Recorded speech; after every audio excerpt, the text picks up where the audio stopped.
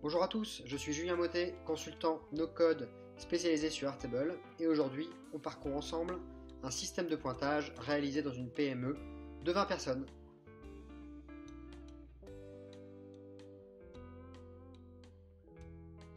Lors d'une dernière mission, nous avions identifié que l'une des activités qui prenait le plus de temps à la responsable RH, c'était de récupérer les temps de travail de toutes les personnes qui doivent faire 35 heures par semaine.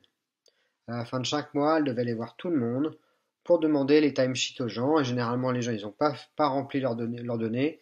Et donc, c'est approximatif et ça prend du temps. Donc, en s'inspirant un petit peu des outils, des boîtes à pointage industrielles, on s'est dit qu'on pourrait réaliser un petit peu la même chose, mais pour les salariés de bureau. Donc, je vais vous expliquer comment ça marche, enfin, qu'est-ce que c'est, et ensuite comment ça marche un peu plus en détail dans Airtable, et dans les outils annexes aussi, parce qu'il n'y a pas que Airtable. Et dans une dernière partie, on va regarder que l'outil de pointage en fait est la base du déploiement d'autres outils qui permettent de donner de la visibilité de l'activité aux gens. Donc première étape, à quoi ressemble ce formulaire? C'est un formulaire très simple. Donc typiquement, les salariés l'ont sur leur téléphone portable et aussi sur leur ordinateur. Et tous les soirs, ils remplissent le formulaire. Donc ils doivent écrire de qui ça concerne. Donc là, j'ai mis mon nom. On remplit la date.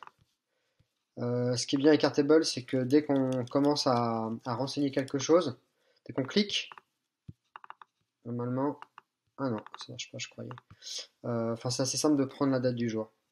Statut, effectivement, si on est cadre, c'est plus simple. Donc, je vais faire un nom cadre parce que c'est un peu plus long. Il faut dire si on a travaillé. Puis sinon, si on a travaillé, il faut dire dans quel contexte. L'heure d'arrivée. Ah oui, c'est ça. Je crois que si on prend le jour, ça met directement l'heure. Donc, si vous faites ça le matin, ça va prendre l'heure du matin. Et le soir, l'heure du soir. Voilà. Et l'heure de départ, pareil. Imaginons qu'on a fait... on a fini 17 heures, voilà. Il faut mettre le temps de pause parce que c'est pas intégré. Et puis c'est cool. Ça c'est un petit peu pour avoir un résumé des activités de chacun par la direction. Et on fait ça. Et donc si on va dans le temps de travail, vous allez voir que voilà. Je viens d'apparaître dans les timesheets de l'entreprise. Avec voilà, toutes les informations. Voilà. Et le temps de travail, vous avez dû voir passer le temps de travail effectué. Donc, on a mis ça en place et puis on s'est rendu compte que les gens ne remplissaient pas systématiquement ce formulaire. Donc, on a mis en place un outil supplémentaire qui est un SMS de rappel le lendemain matin à 9h. Comment ça marche? Si le salarié ne remplit pas, il va directement être mis via une automation dans un onglet qui s'appelle Oubli horaire. Et l'oubli horaire lance un zap qui est ici et qui fait la connexion avec un outil d'envoi de SMS. Et donc les gens reçoivent un SMS disant tu n'as pas rempli, voici le lien vers le formulaire. Donc les gens remplissent le formulaire et avec cet outil-là, ça a vraiment épuré le remplissage du formulaire de pointage.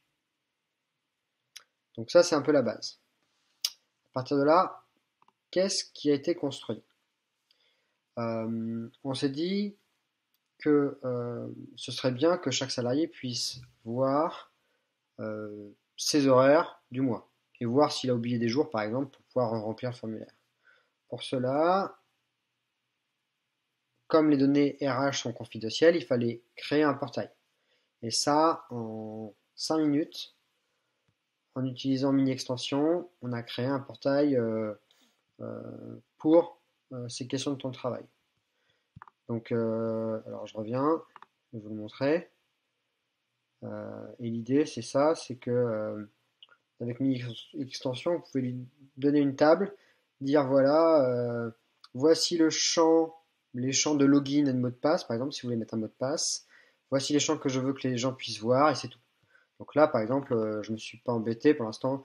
C'est juste le salarié met nom et prénom. On fait submit et via cette petite page, il ne voit que ses horaires.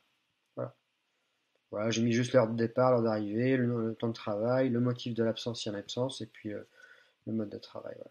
Et donc la personne peut voir si elle a tout rempli ou pas. Et sinon, elle se dit ah ouais, le 17 j'ai pas rempli, bon bah j'ai le formulaire et puis je clique dessus et puis je lance. Voilà. Un élément assez intéressant aussi, c'est je trouve la vue calendrier pour la direction. C'est une vue intéressante parce qu'on voit bien qui est là, qui est pas là, qui a travaillé, et avec les codes couleurs, qui fait quoi.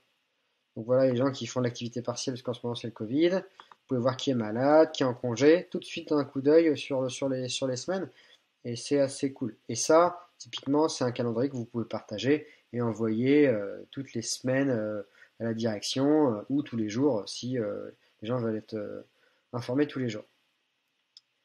Voilà, dernier point, l'ARH a besoin d'envoyer chaque semaine, non, chaque mois, à la fin de chaque mois, un export au comptable de toutes ces données. Et donc, on a formaté avec le bon format les infos pour qu'elle ait quasiment plus qu'à aller télécharger le CSV pour l'envoyer à la comptable. Autre point, donc ça c'est pour la responsable RH. Pour la direction, via les apps, on a des KPI globales sur les temps de travail, donc sur le nombre d'heures travaillées globales sur le mois. Et c'est intéressant, par exemple, pour le commerce, pour rapporter, par exemple, le temps de travail au nombre de visites, par exemple. Enfin, de voir des ratios de performance entre le temps de travail et des choses qui sont faites. On voit aussi, par exemple, le nombre de SMS envoyés sur le mois. Donc, on voit un petit peu si les gens ont fait attention ou non de remplir le formulaire. Donc, on peut, encore une fois, il faut trouver les bons indicateurs. Avec Airtable, on n'est jamais à court d'indicateurs, il faut juste trouver les plus pertinents pour prendre des bonnes décisions. Voilà, c'est ça l'idée. Alors, sur la partie RH et timesheet, c'est quand même, au final, c'est quand même une thématique très compliquée parce que arrive derrière les jours fériés, les vacances, et donc pour faire les calculs précis, ça se fait pas tout seul. Donc la responsable RH, elle retraite beaucoup ces informations. On est loin d'être sur l'automatisation totale sur la partie RH. Mais on progresse et ça a quand même grandement aidé la responsable RH. Voilà, cette vidéo est maintenant terminée. Si tu l'as aimé, n'hésite pas à venir me le dire sur LinkedIn. Si tu as aussi des questions ou des remarques ou d'autres problématiques que tu souhaiterais aborder, tu souhaitais que j'aborde sur une vidéo Airtable, ce serait avec grand plaisir. Donc n'hésitez pas à venir me parler. Vous pouvez la partager aussi à vos amis. Et puis je suis ouvert pour faire soit de la prestation Airtable, soit du coaching. Et généralement d'ailleurs la prestation se fait à la fois avec des phases de développement personnel et du coaching en tête à tête, puisque ça permet aux gens de monter en compétences, puis ça permet ensemble de construire toutes ensemble des briques opérationnelles d'outils avec lesquels vous repartez après le coaching. Voilà, à très bientôt.